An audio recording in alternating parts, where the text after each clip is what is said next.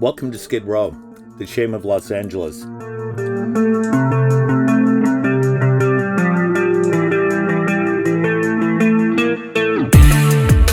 In a city that's known for glitz, glamour, and displays of excess wealth, Skid Row is the extreme opposite. It contains the largest concentration of homeless people in the world.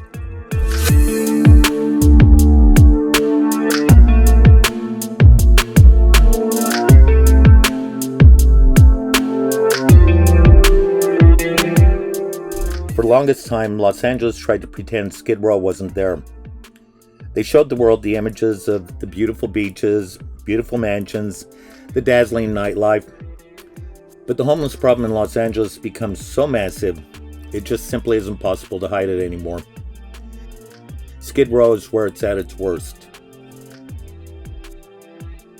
Los Angeles is the only city in the world I know of that has such a large, long-standing homeless population that it's officially named a district in the city, Skid Row.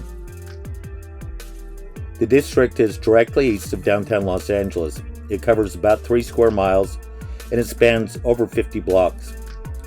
The official boundaries are 3rd Street on the north, 7th Street to the south, Alameda Street to the east, and Main Street to the west.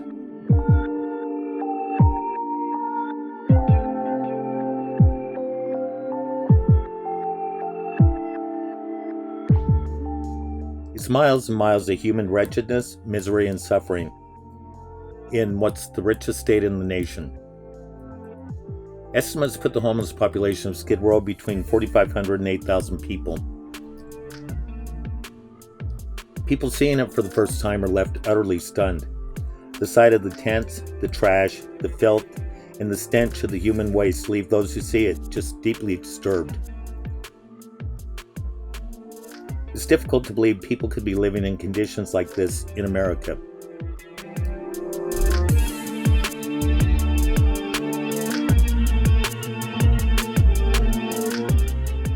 People end up on Skid Row for a variety of reasons. Most people think drug addiction, alcoholism, and mental illness are the cause.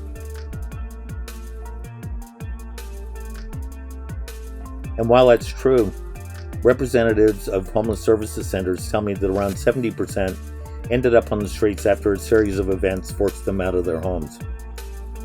This could be losing a job, not being able to find a new one in time to stop an eviction, or simply being priced out of the rental market. The shelters have found that if the newly homeless don't get off the streets within 3 days, they most likely never will. People newly arriving on the streets are rapidly approached by drug dealers and pimps that press them into a life where there's no return. Skid Row is also known for the public health problems that it creates due to the lack of sanitations. Residents use the streets as public bathrooms. Rodents infest the area. There have been outbreaks of typhus and tuberculosis. And yet oddly, despite the lack of sanitation and hygiene, combined with the overcrowding, the lack of social distancing, and very few of the homeless wearing masks, there have been no reported outbreaks of the current virus in Skid Row.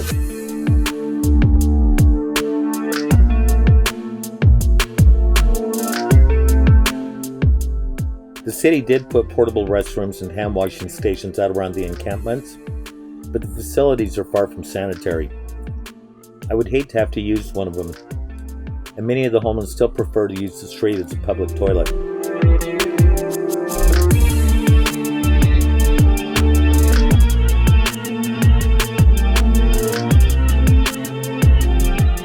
At the onset of the pandemic, California created Project Room Key to move the homeless off the streets and into hotel rooms that were sitting empty due to the travel bans.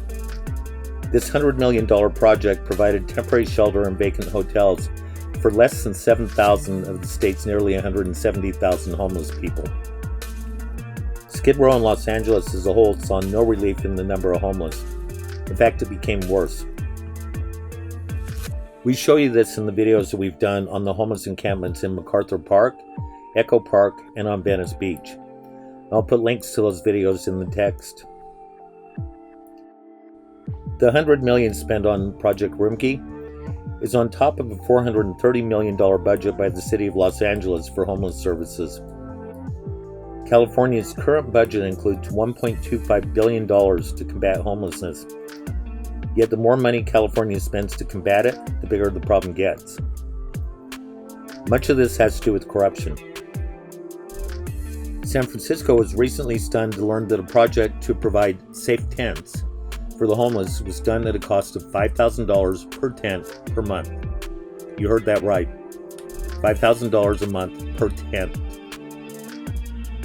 Projects to convert old hotels into permanent housing for the homeless have not been getting completed. And when they do, we're seeing price tags of close to $1 million per unit to complete them on some of them. This utterly boggles the mind. How can you make it cost that much to refurbish a hotel room? Stupidity factors in here too.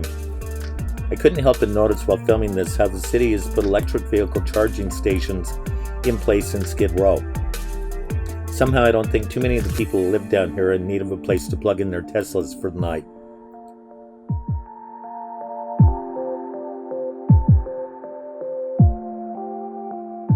Skid Row isn't new to Los Angeles. It was actually born in the midst of the Great Depression. The area had a lot of residential hotels and social services, and it drew the transient seasonal workers to it. In 1956, Los Angeles attempted to rehabilitate Skid Row by forcing upgrades on the decaying hotels and buildings. But the owners of the hotels found it was cheaper to demolish the buildings. This resulted in even more homeless people on the streets. In 1976, Skid Row was officially declared a containment zone, where shelters and services for the homeless could be provided. But the homeless population in Los Angeles is one of the fastest growing segments of the population. Skid Row, long ago, spilled beyond its boundaries, and the homeless can be found on the streets anywhere in Los Angeles. Adding to the problem is back in 2005, it was learned that law enforcement agencies and hospitals, particularly psychiatric hospitals, were dumping their patients onto the streets of Skid Row. Efforts have been made to clean up Skid Row, but a court ruled in a lawsuit filed by the ACLU that the Los Angeles Police Department can't arrest people for sitting, lying, or sleeping on public sidewalks. And this may have offered some slight protection for the homeless, but the area businesses are not very happy about the situation. Nothing discourages customers more than having to pass through a homeless encampment to get into the store. And personally, I wouldn't really want to park my car in front of any of those businesses. There's also been an ongoing problem with fires breaking out in the encampments, and on some of the occasions they've caught the neighboring businesses on fire as well.